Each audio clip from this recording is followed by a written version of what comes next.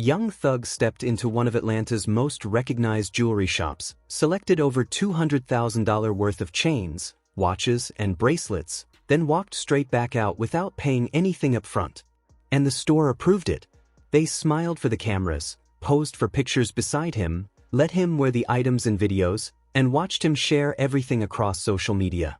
They acted like they were showing support, like they were in his circle, like everything was genuine.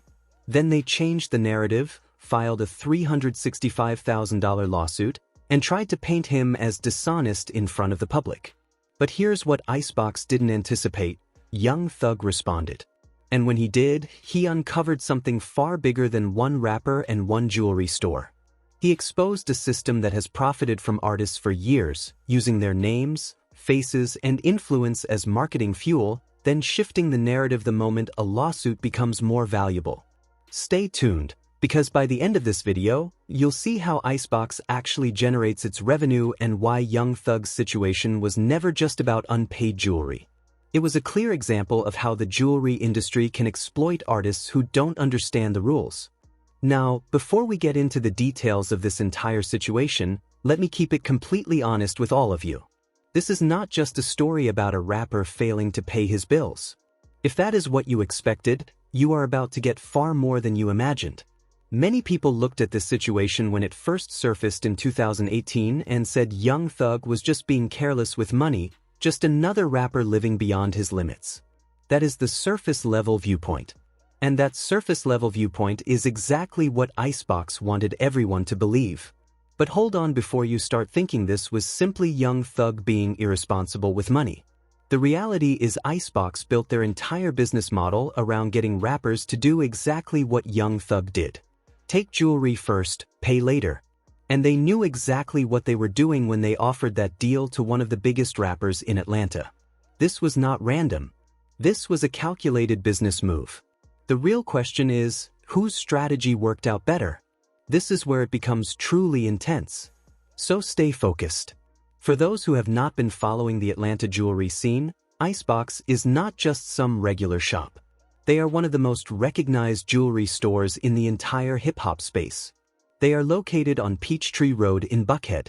That is Atlanta's wealthy district.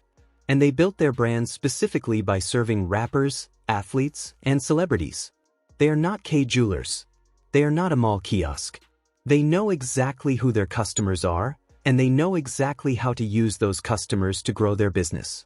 Now, in the jewelry industry, there is a practice that has existed for decades. Jewelers who want to break into the celebrity market will offer pieces to artists through what is basically a deferred payment setup. You take the jewelry, you wear it publicly, you post it on social media. All that exposure carries real value for the jeweler. Every time a rapper with millions of followers shares a chain connected to Icebox, that turns into free promotion worth potentially hundreds of thousands in marketing value. So, the setup on the surface looks like it benefits everyone. The artist gets to flex, the jeweler gains visibility, and eventually, the balance gets paid. That is the official narrative. But this is where it goes deeper than just a simple credit arrangement. Let me break it down step by step because the timeline here matters. May 2017, Young Thug starts working with Icebox. Now, at this point, Thug is not an unknown artist. He is one of the biggest names in Atlanta rap. He has YSL Records. He has major collaborations. He is a cultural force. When Young Thug walks into your jewelry store and starts choosing pieces, that is not just a customer. That is a walking advertisement. Every piece he wears is going to be seen by millions of people. Icebox knew exactly who they were bringing in and what that meant in value. Over the course of 4 separate visits from May 2017 to May 2018, Young Thug left Icebox with the following: a $44,000 Rolex Sky Dweller, a $20,000 Cartier bracelet, a $10,000 Cartier Love bracelet with diamonds, a custom $30,000 Miami Cuban Link diamond wallet chain with a rose gold clasp. That adds up to over $200,000 in jewelry. Walked out the door without a single full payment made up front. Now honestly, how does that even happen? How does a store allow someone to leave with $200,000 in merchandise based on a promise to pay later? Because that is not how standard business works. If you walked into a car dealership and said, "I will pay you later," they would not hand you the keys to a $200,000 vehicle. So, what made Icebox different? The answer is what Young Thug's own legal team would later describe as a predatory business strategy. And we will get to that shortly. Now, to present Icebox's side of the story fairly, Young Thug did begin making payments. Over that same period, he paid a total of $95,000 toward his balance. That is not minor. That is nearly $100,000 paid on a $210,000 tab. But this is where the situation started to break down. He stopped. The payments slowed. He had repaid less than half of what he owed. The remaining balance on the books was $115.90. And when Icebox reached out to collect, they said they received nothing back. No response from Thug, no response from his team. Complete silence. On October 16, 2018, Icebox's attorney sent a formal demand letter to Young Thug's last known address. They gave him 30 days to either pay the remaining balance or at least come forward to discuss it. The attorney stated publicly, "We told him if he did not respond or at least contact us to discuss the debt within 30 days, we would file a lawsuit." Thug reportedly never responded. So, in November 2018, just weeks after Young Thug had been released from DeKalb County Jail for a drug-related case, Icebox filed a lawsuit in Fulton County Superior Court. They were not only seeking the $115.90 owed either. They wanted $250,000 in punitive damages on top of that. The total demand was $365,000. And they made it public. That was the move that showed everyone this was not just a quiet collection issue. This was a statement. Now, here is where the story shifts completely because Young Thug did not just accept the lawsuit without a response. His legal team fired back with a counterclaim that was honestly one of the most aggressive moves you will see in a civil dispute between a rapper and a jeweler. And what they presented in those documents is what turns this entire situation into more than just a debt story. Young Thug's legal team argued that Icebox operated what they described as a predatory business practice. And let me explain that clearly so the full impact is understood properly. According to Thug's filings, here is what they claimed actually took place. Icebox did not simply allow Thug to take jewelry. They actively pursued him. Over the course of several months, they repeatedly reached out, encouraged him to take pieces, and specifically pushed him to accept the jewelry without requiring any payment up front.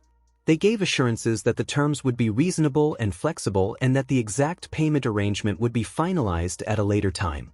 In other words, according to Young Thug, Icebox went out of their way to place expensive jewelry in his possession with no upfront requirement, presented the terms as adjustable, and then waited until a balance existed before suddenly shifting to strict payment demands and legal action.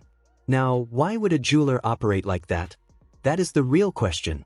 Look at it from Icebox's perspective as a business.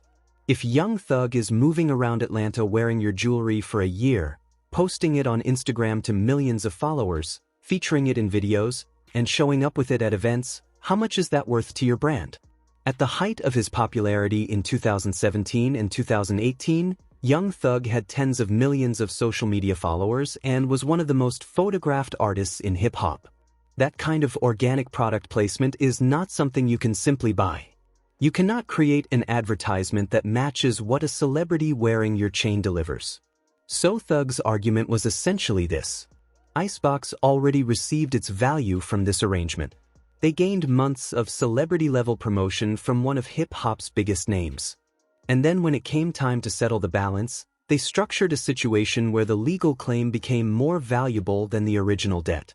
Because a $365,000 lawsuit against Young Thug created its own level of attention. His legal team also challenged Icebox from another angle. The store continued using Young Thug's photos and image in their promotional content on social media, even after the lawsuit was filed. Using someone's name and likeness without permission to promote products creates its own legal issue, and Thug's team made sure to point it out. Now, this is not just about Young Thug and Icebox. This reflects a pattern that has existed in the jewelry industry for years. And Young Thug, whether intentionally or not, brought attention to it when he pushed back. For those who may not fully understand how the jeweler-celebrity relationship works, let me break down the economics. High-end jewelry stores that want to build influence in the hip-hop market face a real challenge. Celebrities with the kind of following that actually drives sales do not need to buy your jewelry. They have options. Every jeweler in the country wants to work with a young thug or a lil baby or a future.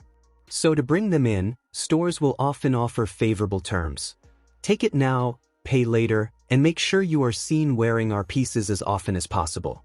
The arrangement only becomes a problem when the payment conversation comes due. Because here is the truth that rarely gets said openly. Some of these stores generate more value from the attention of a lawsuit than they ever would have made from a quietly paid invoice.